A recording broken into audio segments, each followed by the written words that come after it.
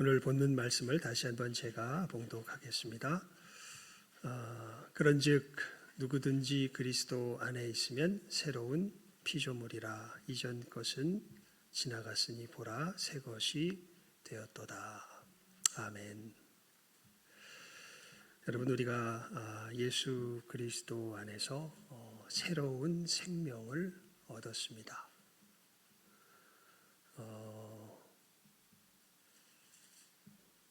예수님께서 약속하셨죠. 예수님께서 오신 것은 양으로 생명을 얻게 하고 더 풍성히 얻게 하려는 것이다. 그래서 여러분, 예수 안에 있는 사람들은요, 예수님께서 주신 이 생명을 소유한 사람들입니다.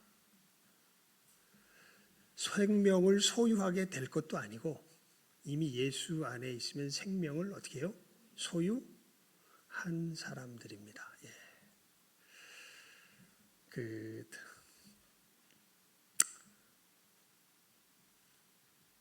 우리들에게 주신 생명이 어떠한 것일까요? 여러분, 예수님을 믿으면서 살아가시는 이 믿음의 삶이 지금 무엇을 누리며 살아가고 계신가요? 이것을 우리가 바르게 알고 믿음의 길을 걸어갈 때 흔들림 없이 사실 우리들이 가장 특히 이제 세월이 지나가면서 현대화되면 될수록 마귀가 우리들을 가장 많이 공격하는 곳이 어디냐면 우리들의 감정입니다. 그러니까 정말 요즘 이렇게 사람들을 보게 되면요, 감정에 어마어마하게 취약해진 모습들을 보게 됩니다.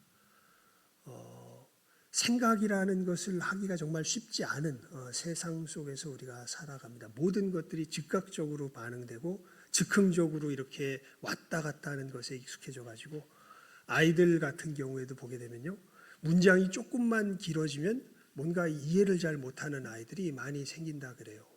대화하는 것도 전부 다 카톡이나 무슨 이런 이 조그만 스마트폰에서 이야기 나누는 것이 기본적인 이야기의 어떤 단위가 돼가지고 무엇인가 깊이 있게 생각하고 무엇인가 골똘하게 생각하고 하는 것에는 익숙하지가 않고 그냥 즉각 자기 속에 있는 것으로서 그냥 자기 감정에 느껴지는 것으로 즉흥적으로 반응하는 것에 익숙해지고 그러다 보니까 여러분, 우리가 뭐의 노예가 잘 되냐면요, 감정의 노예가 됩니다. 그러니까 내가 느껴지는 게 나인 것처럼 생각할 때가 정말 많습니다. 그런데 히브리서에 말씀하죠. 여러분, 진짜 성숙한 사람들은요, 부드러운 것을 먹지 않고 딱딱한 것을 먹을 줄 아는 사람들입니다. 딱딱한 것을 먹을 줄 아는 사람들을 뭐라고 설명했냐면 지각을 사용할 줄 안다 그랬습니다. 지각을. 그러니까 자기에게 느껴진 대로 자기를 바라보는 것이 아니라, 자기를 생각하는 것이 아니라 하나님께서 주신 대로 우리 자신을 바라볼 줄 아는 힘이 있는 것이죠. 그래서 우리가 믿음의 길을 걸어갈 때 여러분, 여기서부터 이제 우리들의 모든 믿음의 역사는 시작이 됩니다. 우리들에게 느껴지는 대로 생각하는 것이 아니라 하나님께서 약속하신 대로 생각할 줄 아는 사람들. 왜냐하면 여러분, 뭐가 실제일까요? 그러니까 여러분의 여러분됨은 무엇이 정할까요? 지금 내 삶에 부딪히는 모든 문제들의 실상은 어떤 것일까요? 거기에 대하여서 세속화되면 세속화되고 하나님께로부터 떠나면 떠날수록 자기 감정, 자기의 느낌, 그 속에서 모든 것을 결정하며 살아가는 것이 인생의 모습입니다. 하지만 여러분, 은혜를 받고 이제 새 생명을 얻은 사람들은요, 하나님 앞에서 이제 새로운 피조물이 된 우리들은 내 느낌, 내 판단, 내 감정에 따라서 사물을 파악하는 것이 아니라 하나님께서 말씀하신 대로 나를 파악할 줄 알고, 아니 하나님을 알고 그리고 나를 파악할 줄 알고 세상을 파악할 줄 아는 사람들이 되는 것이죠. 여러분 진짜 그런 점에서 보면요, 삶의 문제는요 해석의 문제입니다. 진짜 중요한 것은 해석이에요. 우리 이 주변에 주어지는 상황이 어떠한 것인가. 성경에 보면 아주 놀라운 사건들이 많이 소개가 되어 있는데 그 중에 하나가 뭐냐면 요셉입니다. 요셉. 여러분 요셉의 일생을 우리가 성경에서 보게 되면요, 참 이 어린 시절, 젊은 시절에 어마어마한 고생을 하면서 살아갔던 것을 알 수 있습니다. 굉장히 뛰어난 사람이었던 반면에 자기 형들의 시기 속에서 정말 젊은 시절에 죽을 고비를 맞아서 죽이려고 하다가 형들이 오히려 노예로 팔아버리죠. 노예로 애굽으로 팔려가서 거기서 또 간수장이, 뭐 우리나라로 말하면 간수장이라 그래야 되겠죠. 이 왕궁의 감옥을 책임지는 보디발이라고 하는 사람의 집에 팔려가서 거기서 또 이 열심히 또 뛰어난 사람이기 때문에 집안 일들을 열심히 하니까 인정을 받아서 모든 일을 이 사람이 맡아 주관하는 가운데 또 워낙 또 이 사람은 출중한 게 문제가 돼요. 너무 잘생겼기 때문에 보디발의 아내가 유혹을 하죠. 그 유혹을 물리쳤더니 그 아내가 모함을 해가지고 감옥에 들어가서 아마도 애굽에 팔려간 때를 10대 후반 정도로 생각을 하면요, 거기서 나오는 때가 30살이니까, 그리고 보디발의 집에는 그렇게 오래 있었던 것 같지 않기 때문에 10년 이상의 세월을 감옥에서 썩으면서 살았던 사람이 이 요셉입니다.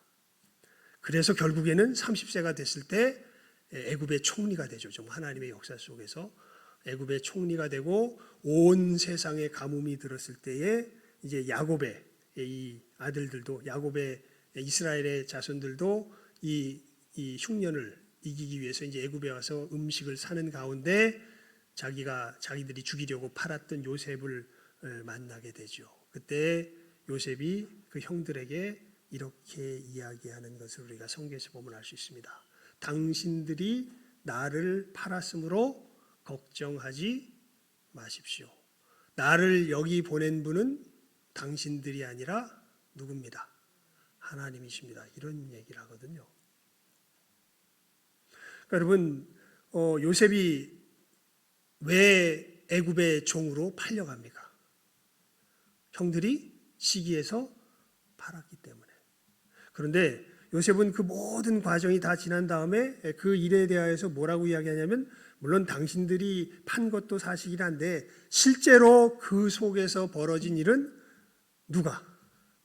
하나님이 나를 이곳에서 총리로 세우셔서 지금 이 온 세상에 환란이 닥칠 때에 이 온 세상을 구원하며, 또 더 크게는 하나님의 백성 이스라엘이 하늘의 별과 같이 많아지도록 그 울타리 되는 환경을 마련하기 위해서 하나님께서 보내신 그 역사 속에 그 일이 있었다. 당신들이 나를 팔았으므로 뭐하지 말라? 염려하지 말라. 사실 나를 이곳에 보내신 분은 당신들이 아니라 누구다? 하나님이다. 이렇게 이야기하고 있는 것이지요. 그러니까 여러분, 정말 우리들 삶 속에서 정말 문제가 되는 건요, 다른 것이 아니라 바로 이렇게 우리의 삶에서 벌어진 것이 무엇을 뜻하는가라는 것을 바르게 해석하는 해석에 진짜 문제가 있고, 여러분 우리가 이 바른 해석을 하나님의 약속 가운데 믿음으로 붙들며 이제 살아가는 사람들이 바로 하나님의 백성들이 된 것이죠. 그러면서 우리가 이 새 생명을 얻었다고 할 때, 여러분 이 다른 것이 아니라 이 새 생명이 어떤 것인가에 대해서 성경이 가르쳐주는 이 세 가지 진리를 우리가 분명하고 확실하게 믿음으로 붙들 수 있어야 하겠습니다.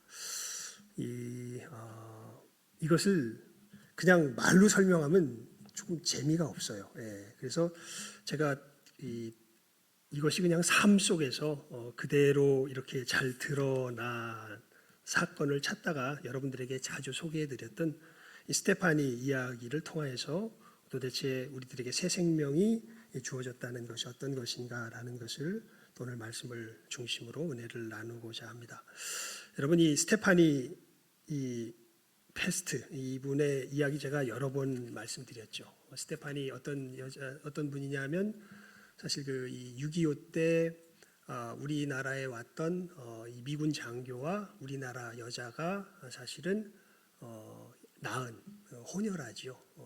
그런데 그 미군 장교는 누군지도 모릅니다. 그냥 이 전쟁이 끝나면서 미국으로 돌아가 버렸고, 이 엄마는 애가 나서 이제 한 5살쯤, 그러니까 뭐 6.25, 뭐 1955년쯤 됐을까요? 6.25 전쟁 뭐 그때쯤에서 뭐 일이 벌어졌으니까 55년, 56년, 57년 뭐 그때쯤 되겠네요. 그때쯤 이 5살쯤 아이가 되었을 때에 이제 이 미군은 가버렸고, 아이 처녀가 애 낳아서 기르다가 그 당시에 이제 이 여자를 아내로 맡겠다는 한국 사람이 생겨서 이제 새로 시집을 가려고 합니다. 그런데 그 남편이 요구하는 것이 그거죠. 아이가 있으면 받지 않겠다. 그래서 아이를 데려오지 말고 나한테 올리면 오고 그렇지 않으면 안 받겠다. 이렇게 되니까 이제 이 엄마가 고민을 하죠. 고민을 하고서 결국에는 이 아이를 버리죠. 예. 그 당시에 그런 일이 많았다 그러죠. 6.25 전쟁 직후에 그렇게 혼혈아들이 여러 태어나면서 그런 혼혈아들뿐만 아니라 뭐 전쟁 중에 힘든 상황들이 닥치면 그 감당이 안 되니까요. 자기 아이를 버리는 사람들이 많았던 것 같아요. 그 중에 특별히 혼혈아 같으면 뭐 많이 버렸고 기차역에서 많이 버렸던 것을 알 수 있죠. 아이에게 도시락을 싸주고 다음 정거장에 가서 어느 몇 정거장 가서 내리면 거기 삼촌이 마중 나올 거니까 삼촌 손잡고 가면 된다. 이렇게 엄마가 아이 5살짜리 아이한테 이 도시락 싸주고서 맡겨서 기차에 태워 보내고, 아이는 그 정거장에서 내려서 기다리는데 삼촌이 안 오죠. 예. 밤이 지나도록 안 오니까 기차 역장이 너 여기서 뭐 하고 있냐 그러니까 삼촌이 데리러 온다 그랬거든요. 엄마가 말했어요. 역장이 다 아는 거죠.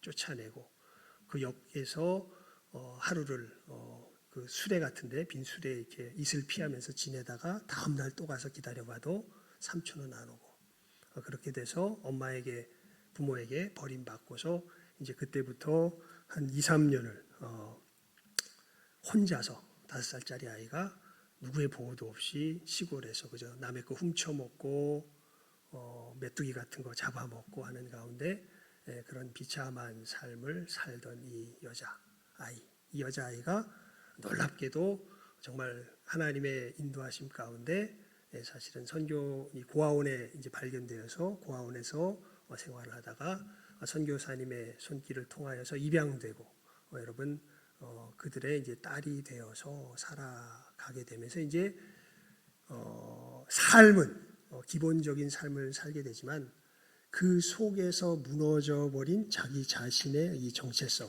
같은 것들은 정말 이 회복이 되지 않고서 살아갔던 아이가 바로 이 스테파니 페스트라고 하는 여자아이죠. 미국에 이제 선교사님 부모를 따라서 미국에 가서 미국에서도 생활을 하는데, 고등학교 생활을 할 때 이 메이킨이라 그러죠.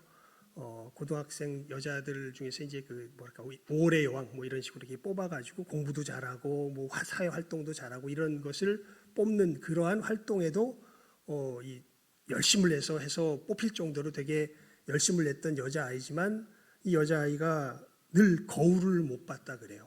그렇게 사랑을 받고 하나님 은혜 가운데 새 가정을 얻었지만 어렸을 때의 자기 자신의 그 모습, 그러니까 5살 때부터 그렇게 굴러다녔으니까요. 수많은 사람들에게 성폭행 당하고 정말 악다구니를 쓰면서 다른 사람들을 향해서 분노하고 화내고 하는 이 자기 속에 이 분노가 가득한 그러한 자기 자신의 모습, 이것을 거울을 보면은 그게 그대로 보여지기 때문에 다른 사람들에게는 그렇게 그럴듯하게 꾸며서 가장을 할 수 있을지 모르지만 자기 자신의 속 모습을 자기가 누구보다도 잘 알기 때문에 거울을 보면 견딜 수가 없는 거예요. 자기 자신의 모습이 흉측해서.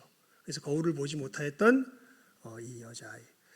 하나님께서 너를 사랑하신다고, 예수님께서 너를 구원하신다고 그렇게 선교사님 부부가 본으로 보이고 말씀으로 전해주고 하지만 그저 듣기는 듣지만, 그래서 무엇인가 믿는 흉내는 내지만 아직까지 실제로 믿지 못하고 살아가던 그 아이.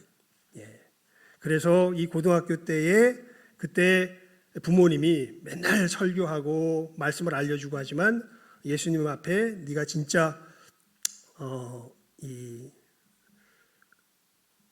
하나님께 맡겨드릴 때가 되었다고 이 부모님들이 판단을 해서 이 고등학교 때 이제 그런 이야기를 하죠. 이제 우리가 너를 하나님께 맡겨드릴 때가 되었다. 저도 목사 딸이니까 성경을 알았겠죠. 하지만 아빠는 그것으로 만족하지 않고 이렇게 말씀하셨어요. 스테판이, 예수님에 대해 말해도 괜찮겠니? 저는 조금 망설이다 그러시라고 했죠. 제게 예수님을 생각해 보라고 하셨어요. 그분이 제 심정을 아시며 그분만이 절 도우실 수 있다고요. 그러고는 저 혼자 두고 나아가셨어요. 그러니까 여러분, 계속해서 우리 예배 시간에 이야기하지만 정말 중요한 것은 우리 각자가 예수님을 인격적으로 뭐 하는 거예요? 만나는 것입니다. 그저 어떤 단순한 설득 정도가 중요한 것이 아니라 여러분 각자 영혼들이 하나님 앞에 나아가야 하는 것이죠. 입양해서 수없은 예배에 참여하게 하며 하나님의 말씀을 가르쳤지만 그것이 언제 될지는 정말 하나님과 그 사람만이 알게 되는 것이고, 그렇게 되지 않았기 때문에 이 부모님은 그렇게 이야기하고 나가죠. 하나님 앞에 스스로 나가라고 혼자 두고 나가셨어요. 그 순간까지 저는 예수님을 하나님의 아들로만 생각했어요. 그분이 이 땅에 오신 거야 당연히 알았지만 그분이 저를 이해하신다는 생각이 든 건 그날 밤이 처음이었습니다. 그분도 제 입장이 되어 보셨던 거예요. 사실 그분도 일종의 튀기였잖아요. 혼혈하였잖아요. 아빠, 그러니까 이 땅의 아버지가 친아빠가 아니었으니까요. 그분도 어렸을 때 집더미를 덮고 잤고 사람에게 조롱과 학대도 당했습니다. 사람들이 그분을 죽이려고 쫓아다녔으니까요. 그제야 깨달아지더군요. 예수님이 나를 이해하신다는 아빠 말이 이런 뜻이구나. 그래서 그날 밤 아빠가 나가신 뒤에 혼자 기도했어요. 멋진 기도는 아니었지만, 하나님, 당신이 우리 엄마 아빠가 말한 그런 분이라면 지금 당장 뭔가를 해주세요. 그러면서 이 밤에 놀라운 일이 일어납니다. 어떤 일이 일어나냐면요, 하나님께 뭔가를 해달라 그랬더니 정말 뭔가를 해주십니다. 무슨 일을 해주시냐면 스테파니의 눈물이 터진 거죠. 몇 년째 울지 않았거든요. 울 수가 없었어요. 학대와 놀림을 당하면서 울수록 고통이 더 심해진다는 걸 깨달았으니까요. 그런데 그날 밤 제 안에서 뭔가 차갑게 굳어있던 것이 무너져 내렸어요. 저와 하나님 사이를 가로막던 벽이었죠. 마침내 그분이 제게 눈물을 흘리게 해주신 거예요. 도저히 멈출 수가 없었어요. 하나님께서 이렇게 자기의 하나님을 향해 나간데 막혀있던 저항선을 무너뜨려 주셨는데요. 이 통곡을 하니까 엄마 아빠가 제 방으로 오셨어요. 두 분은 아무 말 없으셨고 제가 밀쳐내는 바람에 절 껴안지도 못했어요. 그러니까 이 스테파니가 처음에 선교사님 부모를 만났을 때도 그렇고, 이 사람은 정말 자기를 사랑하면서 다가오는 그 하나님의 사랑을 가지고 다가오는 사람들에게 보이는 첫 반응이 늘 거부하는 거예요. 침을 뱉고 조롱하고 밀쳐내고 하는 거죠.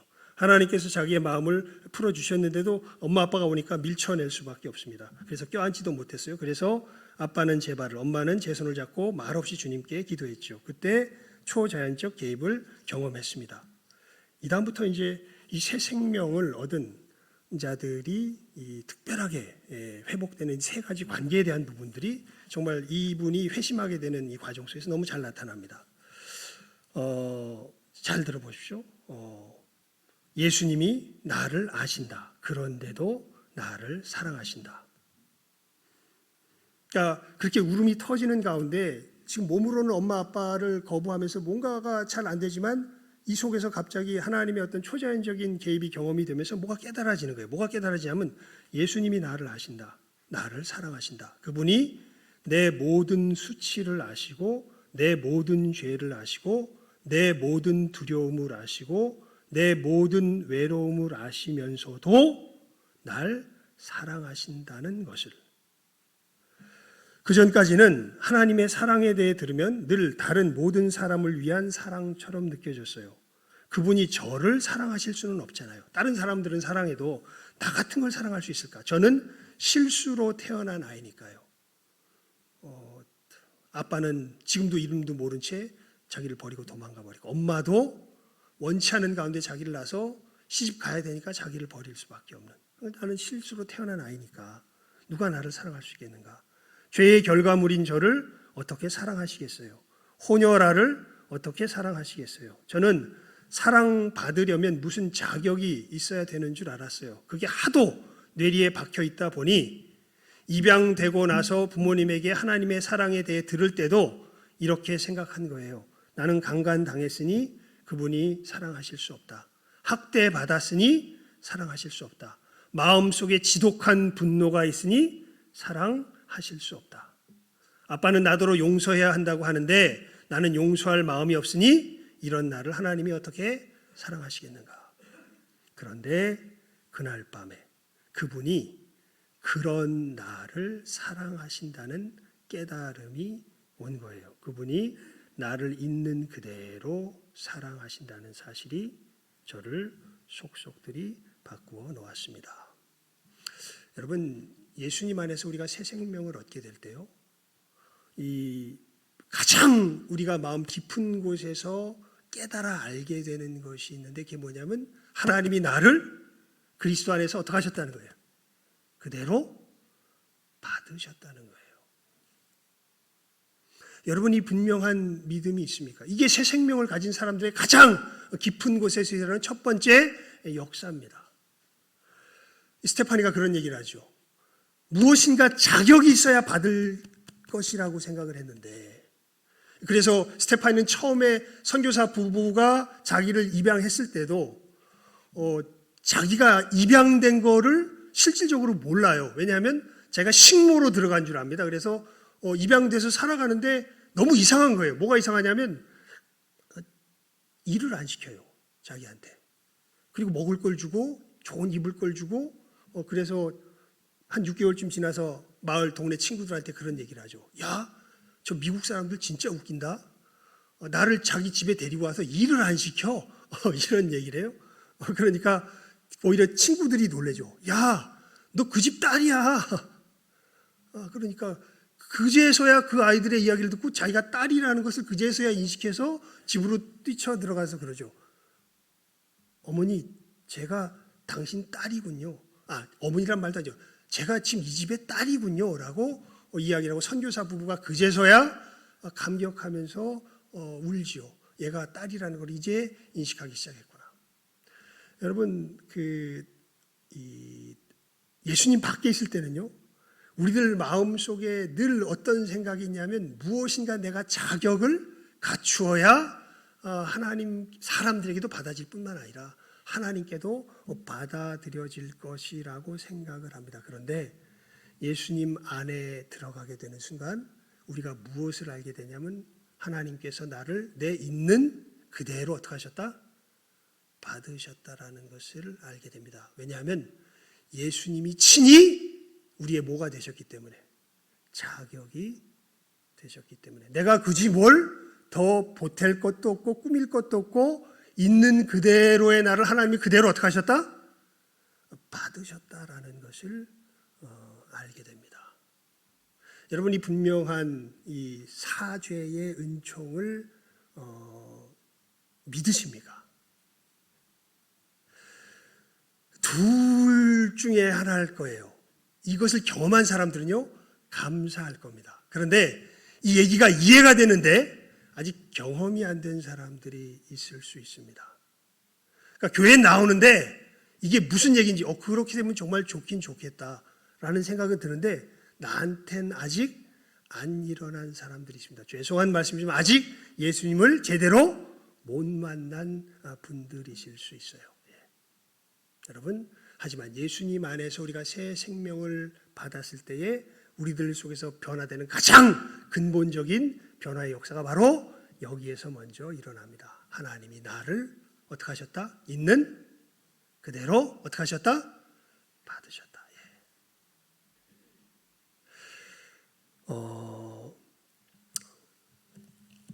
그분이 나를 있는 그대로 사랑하신다는 사실이 저를 속속들이 바꾸어 놓았습니다. 제 삶의 여러 습성을 버리고 치유받는 데는 그 뒤로도 오랜 세월이 걸렸어요. 아주 오랫동안 자신을 미워했거든요. 마침내 제가 거울 속에 제 자신을 사랑할 수 있게 되었다는 사실은 그야말로 기적입니다. 하나님의 은혜죠. 예.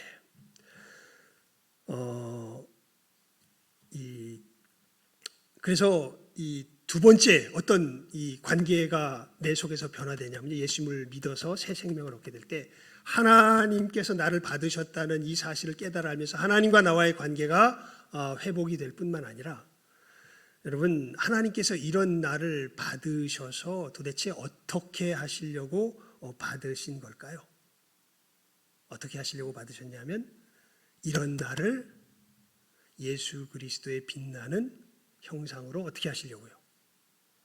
변화시키시려고 받으셨거든요. 이게 참 신기해요.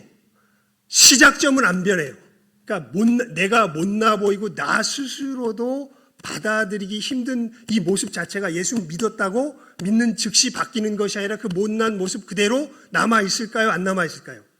남아 있습니다. 그런데 더 이상은 그 모습을 외면하지 않게 됩니다. 예전에는요, 여러분의 진짜 못난 모습 직면할 용기 있습니까? 없습니까? 이불킥이라는 얘기 있죠. 이불킥 아세요? 그 요즘 자주 쓰는 이불킥. 막 자기가 스스로 수치스러운 일이 생각을 하면 자다가도 뭐를 걷어찬다는 얘기예요.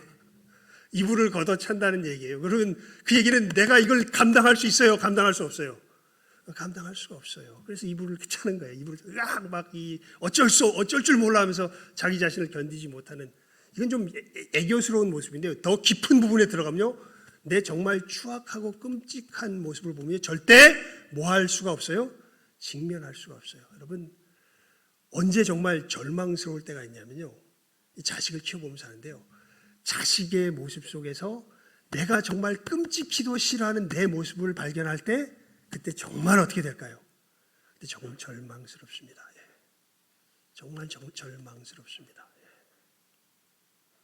왜냐하면 그거 나도 어찌할 수 없는데 그래서 정말 내가 싫었는데 그게 누가 또 그대로 갖고 있는 거예요. 자기 자식이 그대로 갖고 있는 거예요. 그거 보면 정말 절망스럽습니다. 그런데 예수 그리스도 안에서 우리가 새 생명을 얻게 되면요. 이런 나를 하나님께서 받으셨을 뿐 아니라 이런 나를 이제 예수 그리스도 안에서 예수 그리스도의 아름다운 형상으로 변화시켜 줄 그 하나님을 뭐 하게 돼요? 믿게 돼요. 그래서 내 모습을 부인하지는 않는데 내 모습 그대로 남아 있을 거라고 생각하지도 않아요. 우리 에베소서 4장을 한번 펴볼까요? 에베소서 4장입니다. 에베소서 4장. 에베소서 4장 21절에서 24절까지의 말씀입니다. 21절에서 24절까지의 말씀 우리 함께 시작하면 읽습니다. 21절에서 24절까지의 말씀입니다. 시작. 진리가 예수 안에 있는 것 같이 너희가 과연 그에게서 듣고 또한 그 안에서 가르침을 받았을진데 너희는 유혹의 욕심을 따라 썩어져가는 구습을 좇는 옛사람을 벗어버리고 오직 심령으로 새롭게 되어 하나님을 따라 의와 진리의 거룩함으로 지으심을 받은 새 사람을 입으라. 아멘. 나와의 관계가 이렇게 변화됩니다. 여러분 예전에는 정말 직면할 수 없고 오히려 그런 모습은요 감추려고 했습니다. 내 자신의 못난 모습은요 감추려고 그리고 오히려 내 자신의 잘난 모습을 되게 포장해가지고 그것으로서 사람들에게 용납받고 사람들에게 받아들여지려고 하나님께도 그렇게 했던 우리들이었는데 정말 예수 그리스도 안에서 우리가 새로운 생명을 얻게 되면요 아니요 우리들의 그 진짜 못난 모습을 놀랍게도 뭐 할 수 있게 돼요? 직면할 수 있게 돼요. 직면한다는 것은 그냥 이 상태로 살아도 좋다는 얘기는 아닙니다. 그런데 인정할 힘이 생겨요. 맞아, 지금 내 모습이 그래, 나는 그렇다. 그런데 하나님께서 이 모습 그대로 두실 것이 아니라 이런 나를 변화시켜서 누구의 모습으로? 예수 그리스도의 그 아름다운 모습으로 변화시켜 가실 것이다 라는 자기 자신과의 새로운 관계를 갖게 되죠. 그뿐만 아니라 여러분, 하나님께서 이렇게 이 가망 없었던 나를 받아주셨고 이런 나를 주님의 아름다운 모습으로 변화시켜 갈 것이라는 이 소망을 가진 새로운 피조물로 나를 지으셨는데 이게 나 혼자에게만 일어난 것이 아니라 예수님의 몸된 이 믿음의 공동체 사람들에게 동일하게 이 일이 일어난 것을 알게 되고 내가 어느 공동체에 예수님께서 이 구원의 역사를 이루신 이 공동체에 속한 존재로서 새롭게 하셨다는 것을 또한 알게 됩니다. 그래서 이 세 번째 그 우리들 속에서 회복된 관계가 뭐냐면요. 여러분, 예전에는요. 우리가 세상에서 살 때는요. 결국 우리들의 관계는 늘 조건적이고 끊어질 수밖에 없습니다. 아마 이제는 훨씬 더 쉬워진 것 같아요. 예전에는 그저 가족 관계라면 어떤 사회적인 어떤 이 사슬로서 굉장히 강력하게 우리를 속박했던 옛 시절이 있었는데 요즘은 가족의 연결이 굉장히 약해졌죠. 사실은 이제 이 법 소위 말해서 여러분 이 뭐 성인지 감수성 뭐 어쩌고 저쩌고 하면서 지금 뭐 차별금지법과 이런 여러 법들을 통과시키는 가운데 어떤 것들이 있냐면요. 점점 우리가 서구화되면은 이런 법이 있어요. 내가 생각해 보니까 남자 이 자연적인 육체로는 남자의 육체인데 내 감성은 여자 감성인 것 같아. 그래서 나는 이제부터 여자로 할 거야. 그렇게 결정을 내려서 내가 법원에다가 내가 여자로 나는 살아갈 겁니다라는 것 하면 누구도 간섭 못하게, 부모도 간섭 못하게 하는 그런 법들을 이제 통과시키려고 하는 것들이 이제 소위 말해서 진보 측 사람들이 이제 열심히 사회를 바꾸려고 하는 그런 사회 운동 속에서 지금 벌어지고 있고, 사실은 세계의 여러 선진국 나라들은 그런 사회로 다 어떻게 됐어요? 다 변화되어 버렸습니다. 그러면서 가족 간의 관계도요. 이게 내가 원하면 맺을 수 있고 내가 싫으면 끊어버릴 수 있는 굉장히 조건적인 관계로 바뀌었습니다. 그런데요, 여러분, 예수 그리스도 안에 우리들이 새로운 피조물이 되면요, 우리가 하나님의 백성, 하나님의 가족이 되었고 우리들이 그 믿음을 가진 사람들이 하나님의 가족이 되었다는 이 정체성, 이 연결 자체는 끊어질 수 있는 것일까요? 끊어질 수 없는 것일까요? 끊어질 수 없는 겁니다. 여러분, 좀 무서운 말이지만요, 이 땅에서의 혈연으로 맺어진 부모와 나와의 관계가요, 나중에 예수님 재림하신 다음에 끊어질 수 있습니다. 왜냐하면 만약 내가 천국 갔는데 부모님이 지옥 가면 이제 우리는 다시는 뭐 할 수 없어요? 함께 살지 못해요.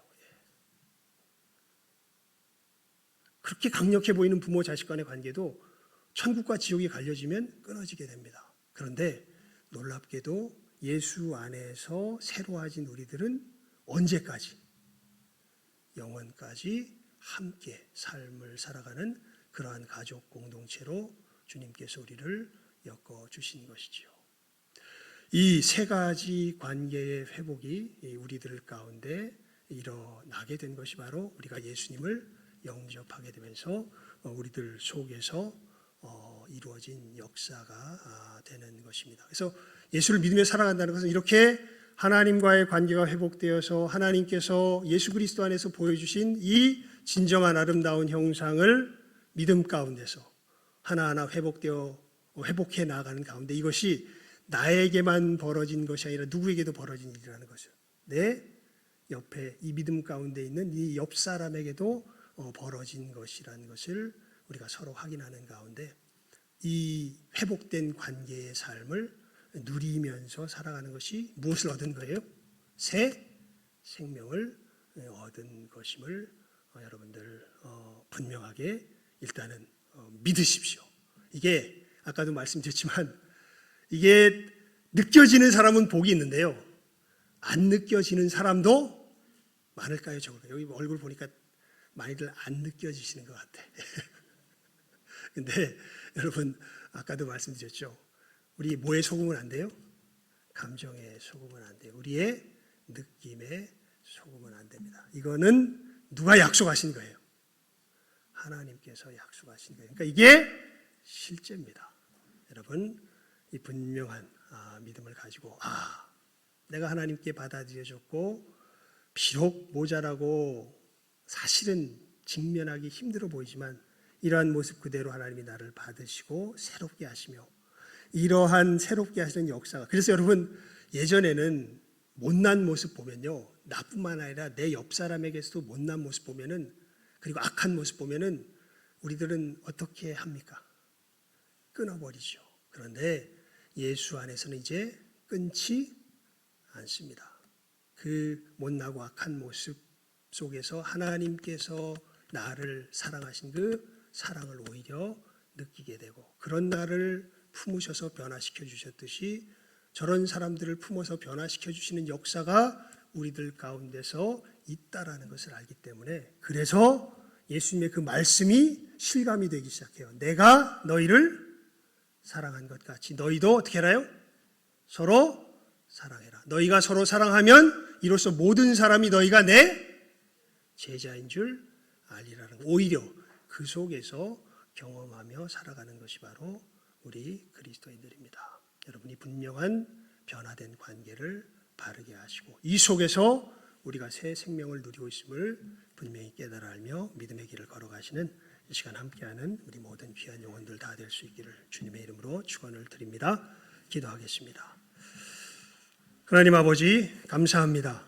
저희들 우리 주 예수 그리스도 안에서 새 생명을 얻은 것이 어떠한 것인가, 참으로 나를 용납하신 하나님과의 관계가 변화되며, 이 변화된 관계 속에서 예전에는 도무지 바라볼 수 없었던 내 자신의 끔찍한 모습도 이제는 하나님을 신뢰함으로 담담히, 고통스럽지만 진실하게 직면할 수 있으며, 주님을 신뢰하며 내가 주님의 형상을 닮아가는 복된 걸음 위에 있음을 오히려 그 영적 싸움을 감당하는 가운데 깨달아 알며, 이 역사가 나에게만 일어나는 것 아니라 주님을 영접한 내 옆에 형제 자매들에게도 동일하게 일어났으며, 서로가 서로를 돕는 가운데 이 영혼의 길을 함께 걷게 된 이 놀라운 회복된 관계 속에 거하게 된 것이 바로 우리들이 새 생명을 얻은 것임을 하나님 아버지 이 시간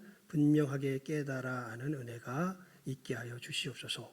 저희들 허공을 치며 믿음의 길을 걸어가는 것 아니라 하나님께서 분명하게 약속하여 주신 이 약속을 붙들고, 비록 우리의 감정이 우리의 이 말씀을 쫓아오지 못하고 어려운 일들이 있다 할지라도 믿음을 발휘하여서 이 약속 붙들며 주님께 주신 이 생명 가운데 한 걸음 한 걸음 더 확실하게 거하며 믿음의 길을 걸어 이 생명을 누릴 줄 아는 하나님, 이 시간 함께 머리 숙인 우리 모든 귀한 영혼들 다 되게 하여 주시기를 간절히 바라옵고 소원하오며 축복하오며 모든 것 예수님의 이름으로 기도드리옵나이다.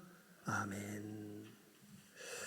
우리 찬송 495장 부르시면서 준비한 예물 드리도록 하겠습니다.